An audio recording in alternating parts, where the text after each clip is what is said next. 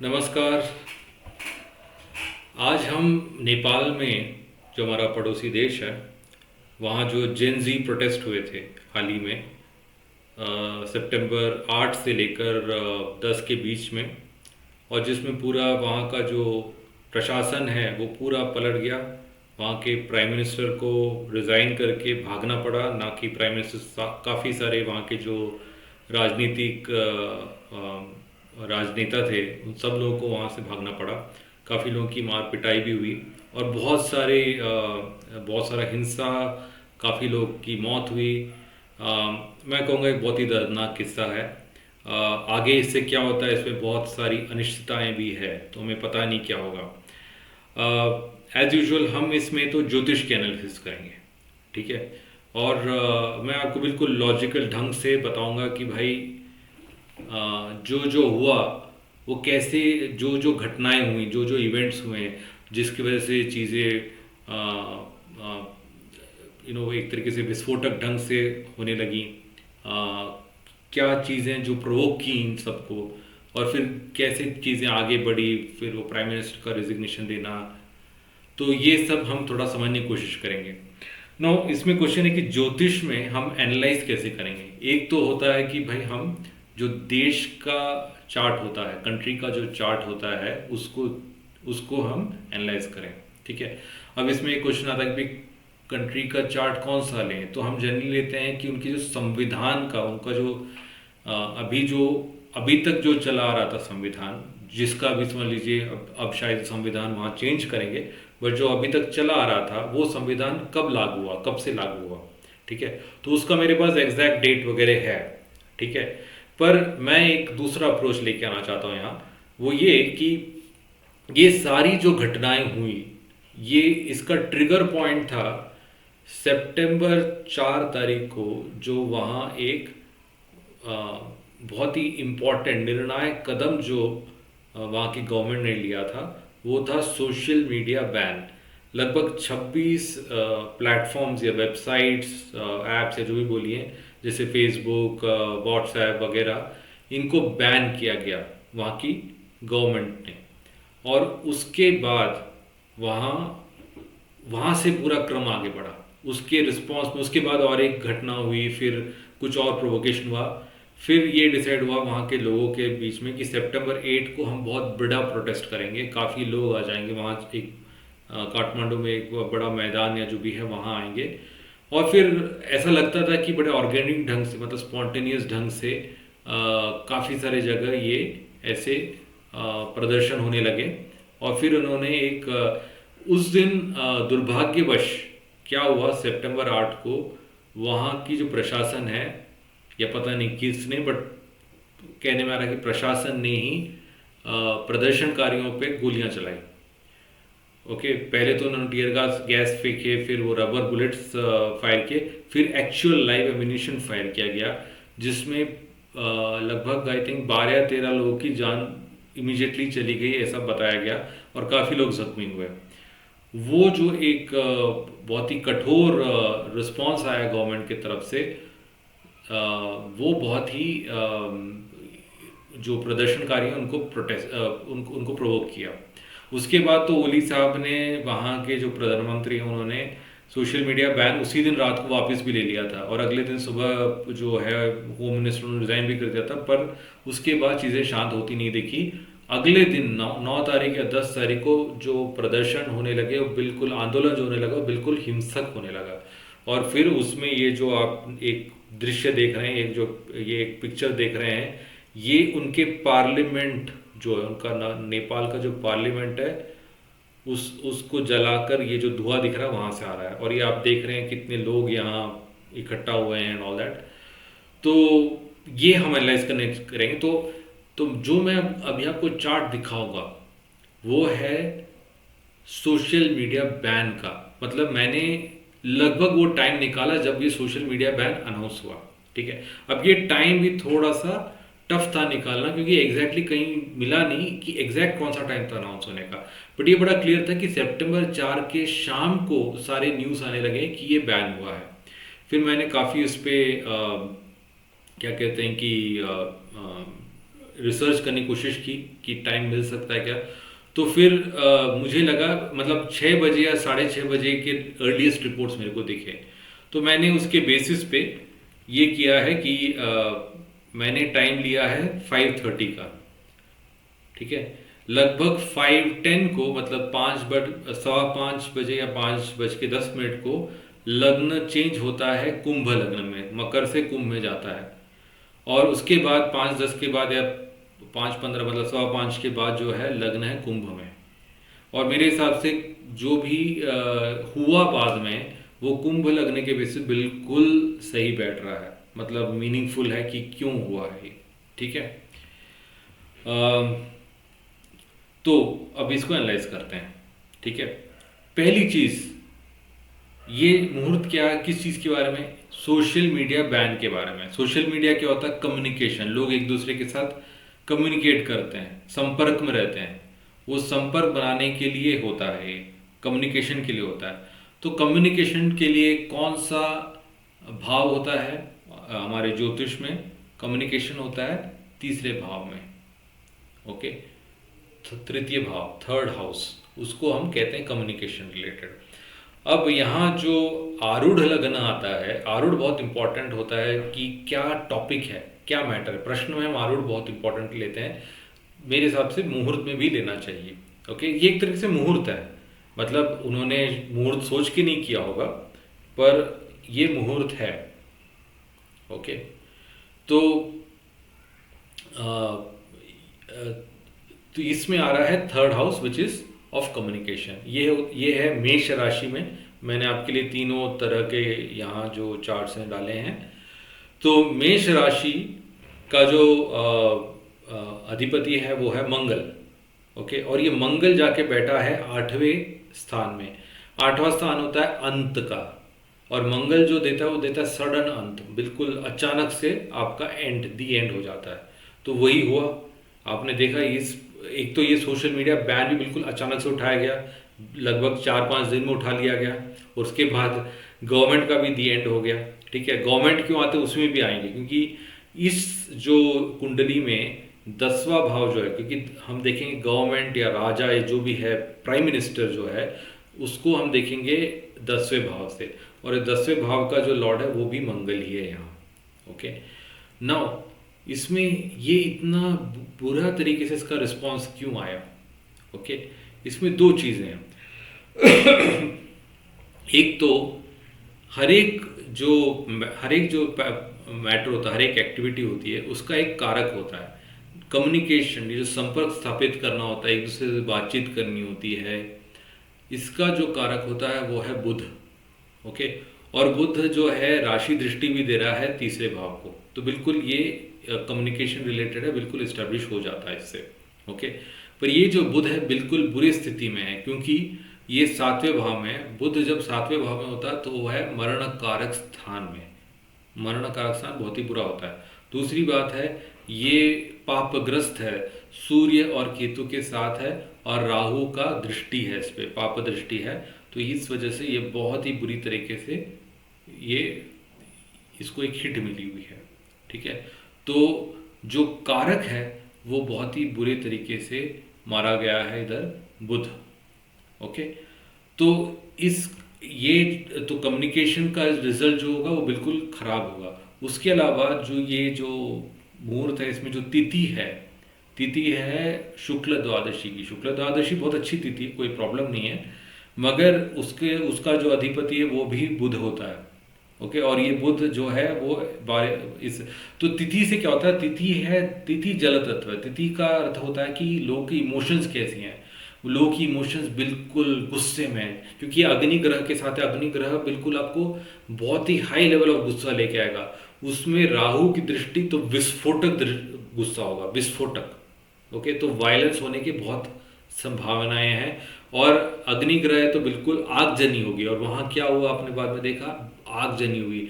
Parliament पे आग लगाई गई, सुप्रीम कोर्ट पे आग लगाई गई, जो प्राइम मिनिस्टर का घर है, ऑफिशियल घर, उस पर आग लगाई गई। उसके अलावा ये सारे जो लीडर्स थे उनके प्राइवेट होम्स पे आग लगाई गई, प्रेसिडेंट के घर पे भी आग लगाई गई, बहुत सारे होटल्स भी जलाए गए। एक हेलीकॉप्टर का कंपनी था जिसमें ये काफ़ी नेता भागे हेलीकॉप्टर में, उन्होंने पलायन किया। तो वो हेलीकॉप्टर की कंपनी के बिल्डिंग को भी जला दिया, हेडक्वार्टर को भी जला दिया, इतना बुरा हुआ वहाँ। तो ये पूरा ये अग्निग्रहों का किस्सा दिख रहा है ना। अब अ, जो भी हम जब भी कोई मुहूर्त लेते हैं, अगर हम खुद डिसाइड करते हैं, जैसे शादी हो, कोई भी अच्छा हो और कोई भी शुभ मुहूर्त हो, तो उसमें हम एक चीज़ की बिल्कुल कोशिश करते हैं कि आठवें भाव में कोई कोई भी ग्रह ना हो। आठवां भाव जो है बिल्कुल खाली हो, ठीक है। और यहाँ तक कि आठवें भाव का जो अधिपति वो भी अच्छा शुभ हो, मतलब ऐसा नहीं कि बहुत ही बुरे तरीके से, ऐसा मैं नहीं कह रहा कि वो स्ट्रांग हो, बट वो अफ्लिक्टेड ना हो। जैसे यहाँ क्या है कि आठवें भाव में आपके पास मंगल है, और ये हमने बात किया कि ये तीसरे भाव का अधिपति है कम्युनिकेशन, और ये 10वें भाव का भी अधिपति है मतलब शासन, जो कि वहाँ का प्रधानमंत्री और उनका जो सरकार है वो, है ना। तो वो उन सबका दी एंड हो रहा है यहाँ। और इसके जो अधिपति हैं वो है बुध, जो कि बड़े बुरे फंस हुए हैं। तो ये एक तो बहुत ही गलत मुहूर्त लिया गया ये अनाउंस करने का, ठीक है।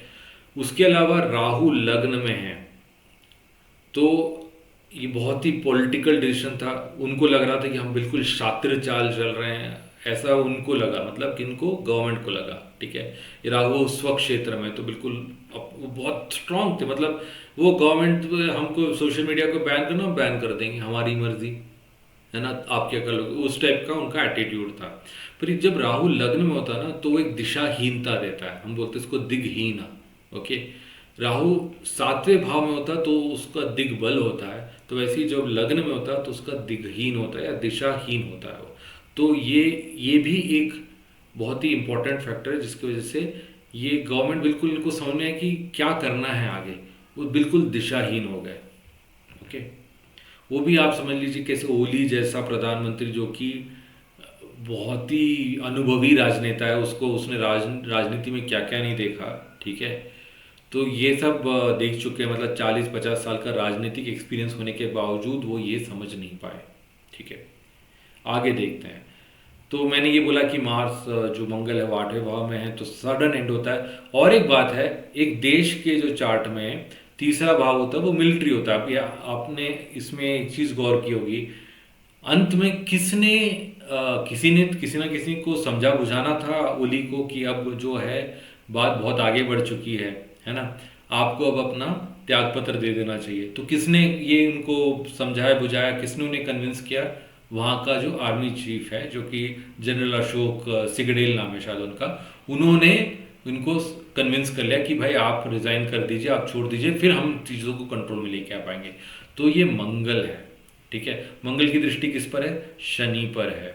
शनि कौन है, लग्नेश है। लग्नेश मतलब जो ये डिसीजन ले रहे हैं, तो ये जो गवर्नमेंट है ये, तो ये मंगल शनि का जब योग होता है तो वो उसको हम बोलते हैं, एक स्पेसिफिक नाम होता है यम योग। तो यम का मतलब अंत। तो ये भी एक सिग्नल था, बड़ा क्लियर सिग्नल था कि इस गवर्नमेंट का दी एंड हो रहा है, और बड़े ही वायलेंट एंड सडन तरीके से होगा ये, ठीक है। अब कुछ और चीज़ें देखते हैं। इस स्टूडेंट्स ने ये पूरा आंदोलन किया, ठीक है। इस बीच में एक और चीज़ हुई थी, जब ये सोशल मीडिया बैन हुआ September 4 को। अब चीज़ें देखिए कैसे होती हैं। अगले दिन September 5 या शायद September 6 को, ठीक है, सुबह की बात थी, एक 11 वर्षीय छात्रा थी, ओके, स्कूल छात्रा थी, बहुत ही यंग, उनका नाम था शायद उषा था नाम। उषा बोले तो अ, प्रकाश, जो सुबह की प्रकाश होती है ना, सूर्य, सूर्य को इंडिकेट करता है एक तरीके से, है ना।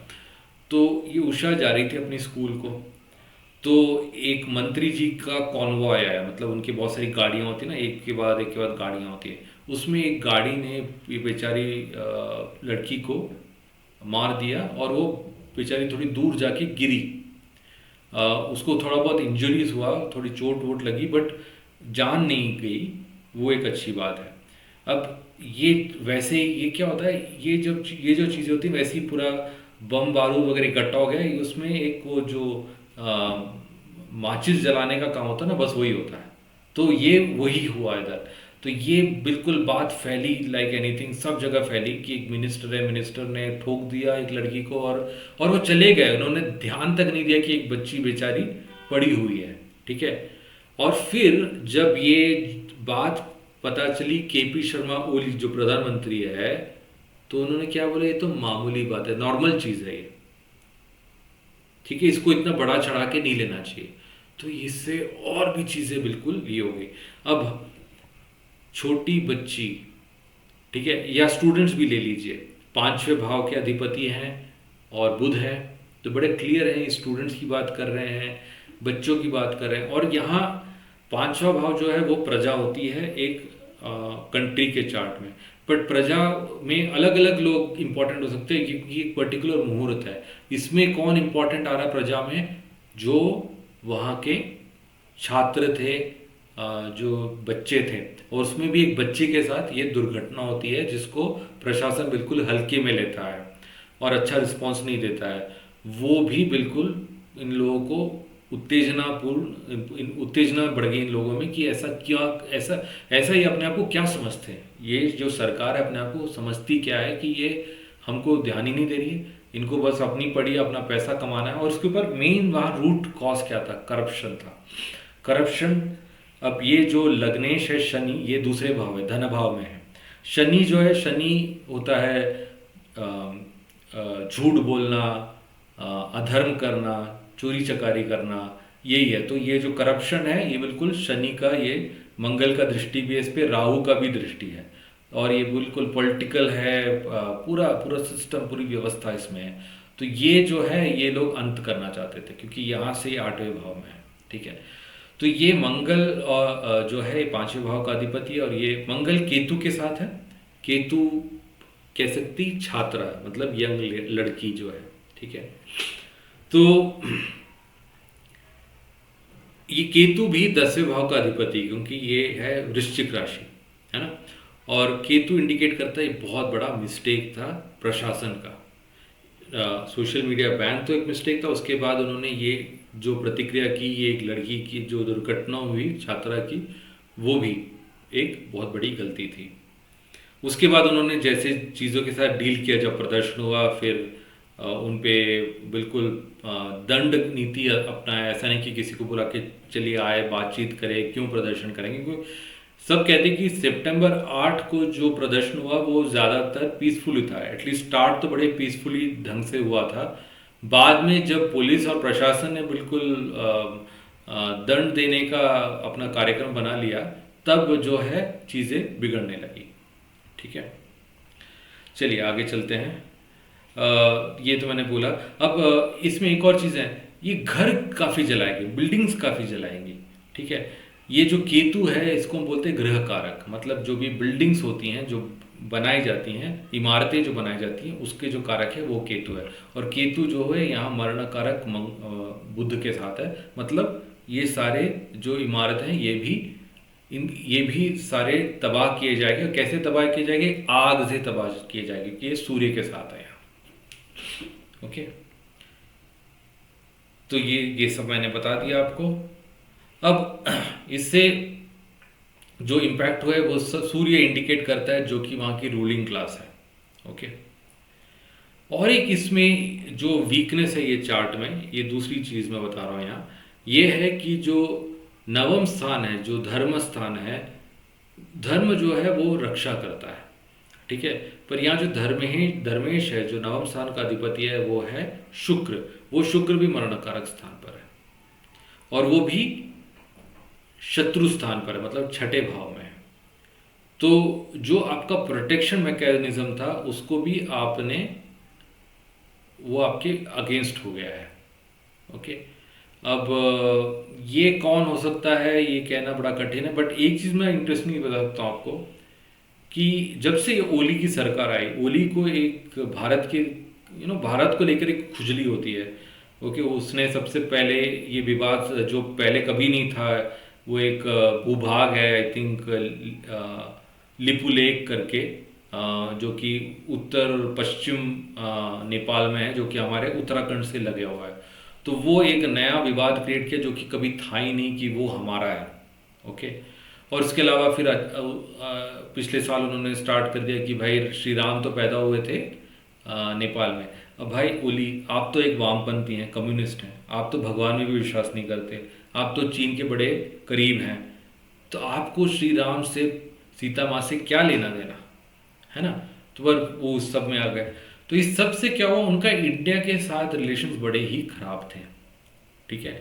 अब भारत का जो लग्न है वो है ऋषभ लग्न, जिसका अधिपति है शुक्र।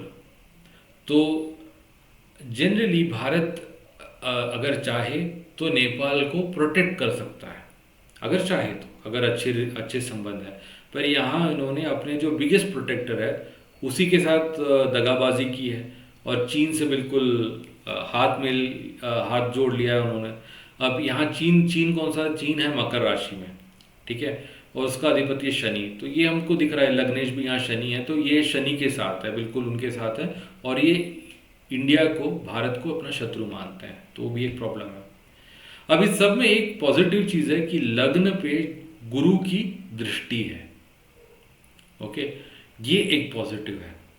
बट इससे प्रशासन, जो प्राइम मिनिस्टर, वो तो सेव नहीं हुआ है, बट लग्न से हुआ। लग्न जो होता है, अब जैसे एक रिपब्लिक हो, अ, या जैसे कॉन्स्टिट्यूशनल मोनार्की भी हो, जैसे यूके है।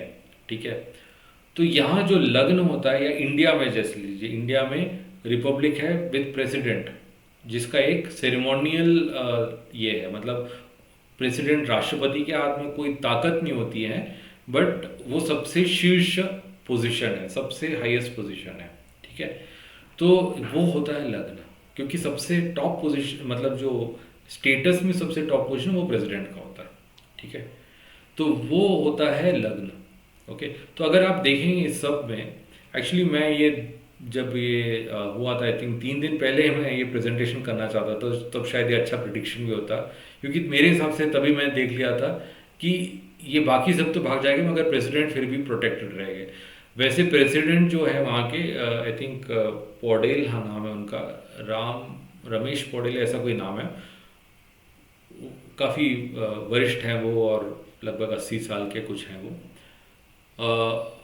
तो उनका भी घर जलाया गया, उनका भी आई थिंक जो ऑफिशियल रेजिडेंस है उसको जलाया गया, मगर उनको मतलब और किसी तरीके से मतलब प्रॉब्लम नहीं हुई, वो अपने पोजीशन में रह सके, उनको भागना नहीं पड़ा। ठीक है। अभी भी जो कल जो एक बहुत ही इम्पोर्टेंट चीज़ हुआ वहाँ की, नेपाल में जो अंतरिम सरकार, इंटरिम गवर्नमेंट है, उसने वहाँ उसकी जो हेड है सुशीला कार्की, उन्होंने शपथ ग्रहण कर लिया है। वो शपथ दिया किसने? प्रेसिडेंट ने दिया है। ठीक है। तो गुरु का लग्न पे अच्छी दृष्टि होने की वजह से जो प्रेसिडेंट है वो प्रोटेक्ट रहेंगे, और उनकी वजह से एक स्टेबिलिटी भी रहेगी। मेरे हिसाब से वो एक पर्सन है जो कि चीज़ों को आगे लेके जा पाएंगे एक तरीके से, बिकॉज वो पॉलिटिशियन भी हैं, उनको पॉलिटिकल क्लास भी मालूम है, और वो इनके साथ भी किसी तरीके से, मतलब इन्होंने भी एक्सेप्ट कर लिया है, तो वो एक तरीके के ब्रिज हो पाएंगे, ऐसा मेरा अंदेशा है आगे के लिए। ठीक है। तो उम्मीद है आपको ये पसंद आया होगा। मैंने आपको बड़े इंटरेस्टिंग थिंग्स एनालाइज करके दिखाया कि कैसे ये दिख रहा है कि सोशल मीडिया बैन के बारे में है, और ये एक बहुत ही गलत डिसीजन है, इसका जो रिजल्ट होगा बहुत ही खराब होगा। ठीक है। हाँ, अच्छा, एक और इंटरेस्टिंग बात है कि काफ़ी लोग कहते हैं इसके पीछे कौन है, क्योंकि हम सब लोग ये नहीं मान पा रहे हैं कि सिर्फ छात्र के बेसिस, छात्र ही ये, बिकॉज एक और चीज़ मैं आपको बता रहा हूँ, कल मैं किसी छात्र नेता का इंटरव्यू देख रहा था, तो वो भी कह रहे किसी को नहीं पता कि क्या हो रहा है, ना आर्मी को पता है, ना किसी छात्र संगठन को पता है कि क्या हो रहा है। ओके। तो और ये कैसे, बिकॉज उनका आइडिया ये नहीं था कि तख्ता पलट करना है, प्रशासन को हटाना हो, वो बस ये चाहते थे कि प्रशासन हमारी बात सुने और ये सोशल मीडिया बैन को हटाए, करप्शन पे कुछ ठोस कदम उठाए, वो ये चाहते थे। वो नहीं चाहते थे गवर्नमेंट गिरे, पर ये हो गया। तो सब लोग ये कह रहे हैं कि ये जो आंदोलन की आड़ पे कोई और लोग आके इसमें घुसपैठ करके ये पूरा आगजनी, हिंसा और ये बिल्कुल विस्फोटक ढंग से सब करके ये गवर्नमेंट को भगा दिए। अब वो कौन हो सकते हैं? ठीक है, अब लेट्स लुक एट इट। कौन किसको, सब हमेशा क्या होता है कि इसमें हम देखते हैं किसको फायदा होता है। ठीक है, कौन कौन से प्लेयर? इसमें चीन है, इंडिया है, और एक तीसरा प्लेयर है, सब लोग बात करते हैं इसकी, वो है यूनाइटेड स्टेट्स अमेरिका। ठीक है, तो और एक है जो कि जो पूर्व राजा थे ज्ञानेंद्र, ये भी एक इंटरेस्टेड पार्टी हैं, क्योंकि अभी कुछ हाल ही में 6 महीने पहले ही एक बहुत बड़ा प्रदर्शन हुआ था कि फिर से राजतंत्र आना चाहिए। ओके, उसमें भी काफ़ी हिंसा वगैरह हुआ था, बट वो कंट्रोल में आ गया। ओके, तो इसमें कौन हो सकता है? ठीक है, कोई कह सकता है इंडिया है इसके पीछे, क्योंकि ओली तो है बिल्कुल एंटी इंडिया था। बट जो ये कुंडली दिखा रही है, अब इसमें से सब कुछ डिसाइड करना शायद सही ना हो, but I think it is indicating, because it is indicating the छात्र आंदोलन, जो स्टूडेंट प्रोटेस्ट थे, जेनजी प्रोटेस्ट था, वो दिखा रहा है। तो ये भी दिखा सकता है कि उसके पीछे कौन है। अब देखते हैं, ये तो बड़ा क्लियर हो गया कि ये जो पूरा प्रोटेस्ट है, ये सिंह राशि में ये जो 3 ग्रह है, बुध, केतु और सूर्य, इन तीनों में दिख रहा है। अब इसमें बुध की तो बात मैंने कर ली है, जो छात्र है। केतु है जो कि फंसा हुआ है, जो कि ये प्रशासन है जिसने गलत डिसीजन लिया, है ना। यहाँ जो सूर्य है, ओके, ये दिखा रहा है एक बहुत बड़ी पार्टी को ना। मेरे हिसाब से ये सूर्य दिखा रहा है यूनाइटेड स्टेट्स को। क्यों? क्योंकि ये बुध के साथ है। सूर्य शो करता है बहुत ही बड़ा और स्ट्रॉन्ग पावर। ओके, और जो कि हमेशा रूल्स की बात करता है, जबकि खुद रूल्स फॉलो नहीं करता। ठीक है ना। तो और ये जॉइंट है बुध के साथ। बुध जो यूनाइटेड स्टेट्स है उसका जो लग्न है वो है मिथुन लग्न, राइट। मिथुन लग्न के लॉर्ड है बुध, है ना। तो that's why to me this indicates that this is United States. इसमें शुक्र का कोई इन्वॉल्वमेंट नहीं है। शुक्र बिल्कुल पीछे है इसके, बड़े क्वाइटली देख रहा है, वो सपोर्ट नहीं कर रहा है प्रशासन को, बट वो यूनाइटेड स्टेट्स के साथ भी नहीं मिला। तो मेरे हिसाब से इंडिया बस देख रहा है, इंडिया ने इसमें कुछ नहीं किया है। That is what I see. Okay, और ये इंडिया के इंटरेस्ट में भी नहीं है कि इस टाइप से कुछ तख्ता पलट हो, क्योंकि इससे एक अशांति। देखिए, इंडिया के भी काफ़ी बिजनेसेस वगैरह नेपाल में बेस्ड है। नेपाल में अगर कुछ प्रॉब्लम्स होती है, इंस्टेबिलिटी होती है, उसका भारत पे असर होता है। हमारे जो वहाँ के सीमा से जो लगे हुए हैं राज्य हैं, उत्तर प्रदेश, बिहार, वहाँ बिल्कुल इसका असर पड़ता है। उसके अलावा सिक्योरिटी प्रॉब्लम भी होती है। अभी वहाँ एक जेल से काफ़ी लोग तोड़ के भागे हैं। इसके अलावा आईएसआई हमेशा स्ट्रांगली इन्वॉल्व रहता है वहाँ से। अब आईएसआई का भी एक इंटरेस्टिंग पॉइंट है, ये जो सूर्य है, सूर्य स्वक्षेत्र में है। जब स्वक्षेत्र में रहता है तो उसका जो रिप्रेजेंटेटिव है वो मंगल है, क्योंकि सूर्य का उच्च होता है मेष राशि में, और मेष का जो अधिपति है वो मंगल है। मंगल इंडिकेट करता है पाकिस्तान। ओके, तो from that geopolitical side I think this is United states and may be using ISI. और ये एक बहुत ही इंटरेस्टिंग कमेंटेटर ने भी ये इंडिकेट किया है कि यही हो सकता है इसके पीछे। ओके, हो सकता है कि जो पूर्व राजा थे ज्ञानेंद्र, वो भी इसके पीछे, क्योंकि सूर्य सिंह राशि में उनको भी इंडिकेट तो कर सकता है, और उनको भी इससे फ़ायदा हो सकता है, मतलब अगर चीज़ें चेंज होती है तो। क्योंकि जो केपी ओली का जो गवर्नमेंट है वो तो राजा के बिल्कुल सख्त खिलाफ था। तो इससे नुकसान तो शनि का हुआ, चाइना का तो हुआ, ओली सरकार और ये कम्युनिस्ट गवर्नमेंट है उनका तो हुआ, जो वहाँ के जो राजनेता उनका तो हुआ है। छात्रों को कुछ फ़ायदा तो नहीं दिखा इससे ज़्यादा, क्योंकि वो जो चाहते हैं, ठीक है, अभी तो गवर्नमेंट हटी है और शायद फ्यूचर में उनको जो चाहे वो मिल जाए, बट इसमें से तो वो नहीं दिख रहा है। इसके आगे हम क्या करेंगे, आगे जब मेरे को टाइम मिलेगा, मैंने सुशीला कर की जो अभी जो वहाँ की जो अंतरिम सरकार की जो हेड है, जो प्राइम मिनिस्टर बनी है, इंटरिम प्राइम मिनिस्टर, उनका ओथ टेकिंग का, शपथ ग्रहण का भी मैंने कल टाइम उनका जो मिल गया मेरे को रिसर्च करके, वो एग्जैक्ट टाइम है और बड़ा इंटरेस्टिंग है वो भी। तो वो अलग से हम डिस्कस करेंगे, उससे हमें और आगे क्या होगा वो थोड़ा और क्लैरिटी मिलेगी। बट इससे एक जो मैंने मुझे दिख रहा था वो सब मैंने आपको बता दिया है। आशा है कि आपको ये बड़ा इंटरेस्टिंग लगा, और आपके अगर कोई कमेंट्स हैं, आप कुछ और कुछ इसमें ऐड करना चाहते हैं तो बिल्कुल कमेंट्स दीजिए, और मैं जहाँ तक हो सके रिप्लाई करूँगा। Thank you so much for being with me. बहुत धन्यवाद आपका। नमस्ते। नमस्ते।